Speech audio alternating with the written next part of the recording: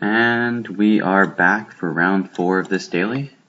We have lost the die roll and we are waiting on our opponent. And it appears our opponent is here. And this hand looks perfectly fine. 2-drop, 3-drop, 4-drop, removal spell. Well, 2-drop, 4 drops, removal spell. This is fine. We'll definitely keep this. Scryland too. He mulled to 6, which is good. See if he'll go to 5. Nope. Keeps on 6. Temple. So this could be either Naya or the graveyard deck. Ooh, there's another 2-drop. I'm gonna bottom this. I want my 4th land for these Fate Unravelers. And that, okay, it looks like he's on the graveyard deck. That's only very situational.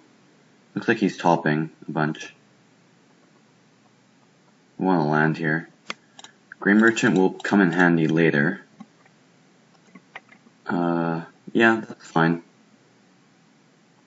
His Courser here. Okay. We still didn't draw our land, but just gonna have to hear his downfall and hope we draw the land this turn. It's gonna be really bad if we don't, but we're gonna need to. There's 1 brick. That's really annoying. We're just gonna do that past turn. It's still fine here if we get to draw another card. If we hit the land, we can bestow.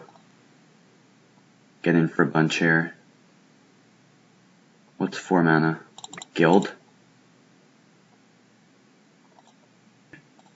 You have to be joking right now. He's passing turn. There it is. There it is. Okay. At least we're not just stoned out of this game. Could be time to just start getting those into play. I think I like bestowing here. This way we can attack in here. If he has a removal spell, it's fine. We're just going to attack in. It makes him have bad blocks too. Ooh, he's or he might have rescue from the underworld here. It looks like that's what he has, which is fine. He's really just making him lose more mana. He's gonna go to 13 here. He's gonna get back Courser. There's a land on top. There's Elspeth. Elspeth is not gonna do much. He only has 4 lands, 1 black. So this is fine. It does shrink our Pain Seer down. We get to draw another card here. There's Downfall. And another Pain Seer. I think I'm going to Downfall here. And then play Pain Seer. Makes him have worse blocks. And then next turn we can just play the Grey Merchant. If he has another one, we're fine. Yeah, it looks like he doesn't have another one. Going to 9 here. We'll play another Pain Seer. We could die off these Pain Seer triggers, but we probably shouldn't. Or, it shouldn't happen.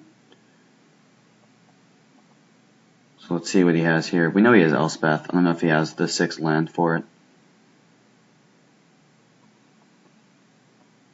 It looks like he's playing something here. Whip? I think he's dead on board.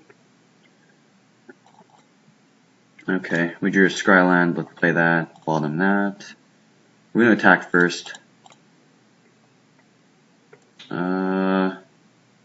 And Grey Merchant should do the trick.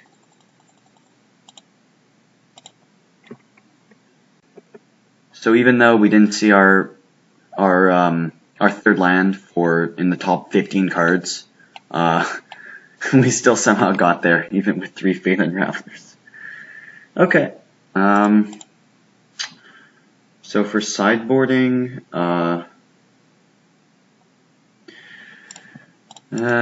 bad cards. Fate Unraveler do nothing here. As you saw that game, we had 3 in our hand by the end of that game.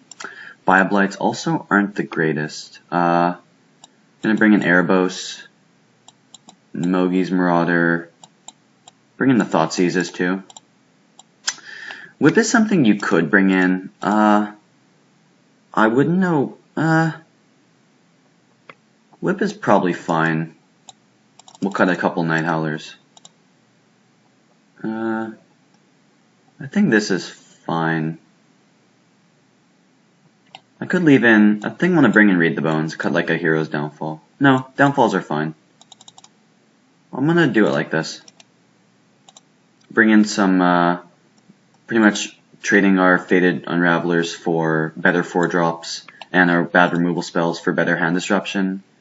And then, we're cutting 2 creatures that don't really do much. Like, they're fine for 2 Mogi's Marauders, which can get in through Elspeth and other cards like that. Okay, this sounds fine. We have a 2-drop into 3-drop into 4-drop. That's fine. There's an Erebos, so we'll keep that, even though it's a tap land. It's still our 4th land. It doesn't have a thing on turn 2, so we're going to play it. Spiteful Return, pass turn. There's another Swamp. Okay, so I'm going to attack first, and then we're going to play Agent here. Doesn't look like he has a removal spell, so we're going to jam the Agent. Pass turn. This way, next turn, if he plays a guy, we can just bestow Night Howler, make him sack it, or we can play Erebos. Looks like he didn't draw much this game. We're going to just bestow Spiteful Return onto Agent here. It just deals lots of damage here. Yep. Looks like this might be a short game. 12 to 8. Okay, there's his land. Maybe he can do something. I'm not sure. There's a Courser. Okay, so if he's Dark Betrayal, I don't think he loses this turn. We'll play a Scryland. I'm gonna bestow onto here. Just gonna have to sack the Courser. And I think that's it. So even if he had Dark Betrayal here, if he did it before, we could just attack for 4, 5, 6. No. If he had Dark Betrayal here, he would, if he lets us attack, it's 2, 4, 5. He'd go to 3. And if it was after, then, if it was before, then it would be 2, 4, it would be lethal, or it'd be 7 before.